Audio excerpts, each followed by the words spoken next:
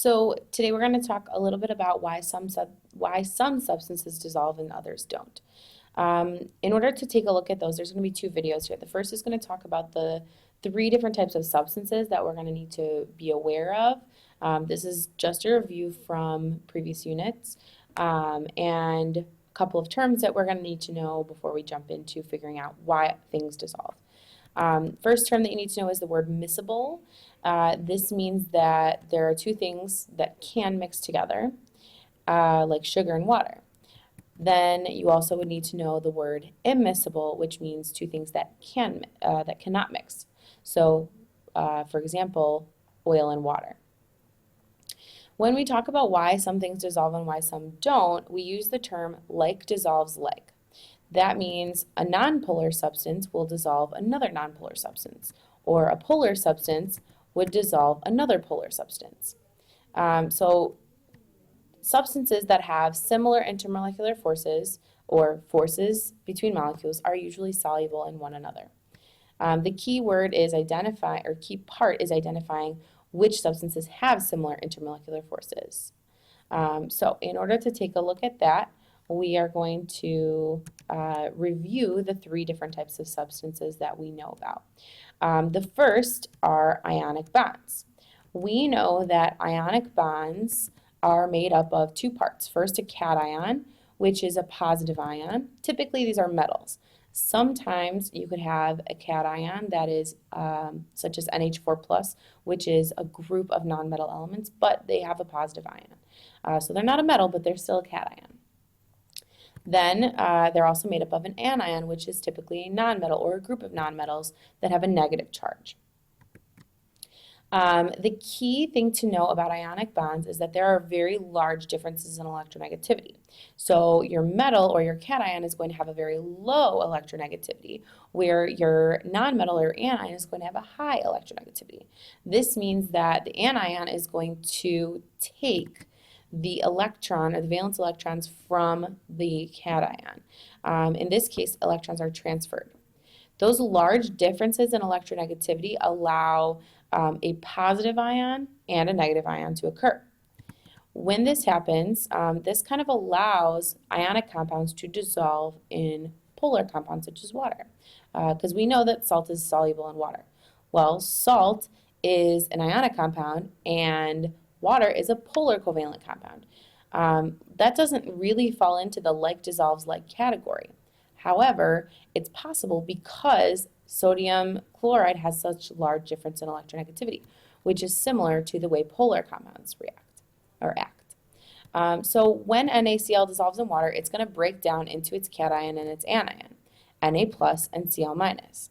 When that happens, if it comes near to a water molecule, the Na plus ion is going to attract to the negatively or partially negatively charged oxygen in water, and the Cl minus ion is going to attract to the partially positive H plus ion. And that's what allows ionic compounds to dissolve in polar compounds. They could also dissolve in other ionic compounds as well. The next thing to look at is nonpolar covalent compounds. These are made up of two or more nonmetals. For example, oxygen, you have two oxygen atoms bonded together. Typically, these structures are going to look symmetrical. That allows the electrons to be evenly shared throughout the entire molecule. So, for example, diatomic elements are all going to be nonpolar. Elements such as O2, N2, Br2, any of your Hunkelbrief elements are going to be nonpolar covalent because they are going to look very symmetrical. In order to determine what a Lewis structure of a substance is going to look like, you have to determine the valence electrons. For example, oxygen has 6 valence electrons, and in diatomic oxygen, you are going to have 2 oxygen atoms, so 12 total valence electrons. And then you are going to create your Lewis structure so that you can see that it is very symmetrical. The Lewis structure for oxygen is going to look as such. You'll notice that there is no lone pair that is pulling more on one oxygen than the other. It's perfectly symmetrical, which means it's nonpolar covalent. Electrons are evenly shared throughout the entire compound. The next structure that we're going to look at is SO3, which And again, we first have to look at the valence electrons. Sulfur has 6 valence electrons, and there's only 1 of it in the compound. And oxygen also has 6 valence electrons, and there are 3 of it in that compound.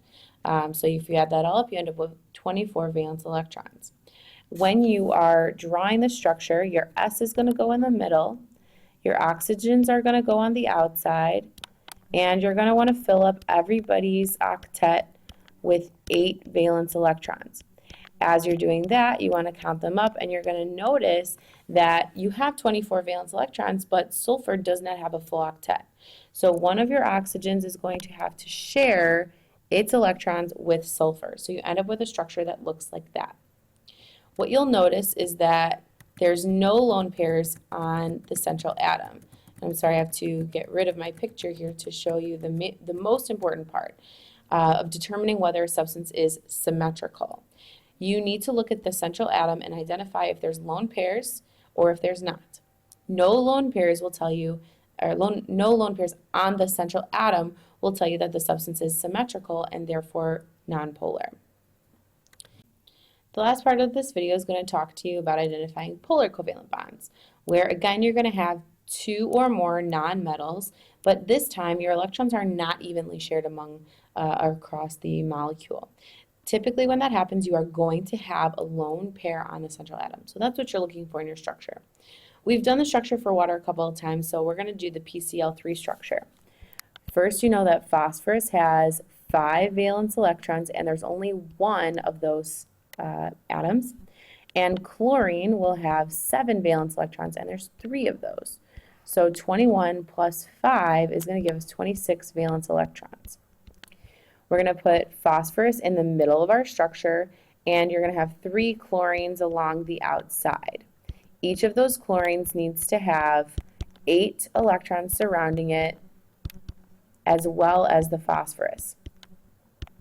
So when you take a look at my structure at this point, I do indeed have 26 valence electrons, and each of the elements in the molecule has 8 valence electrons surrounding it. So my octet rule is satisfied, and I have the correct number of valence electrons.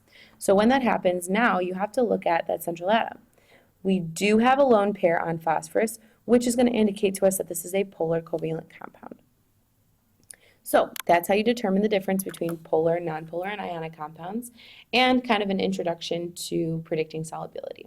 Check out my next video to see a few examples.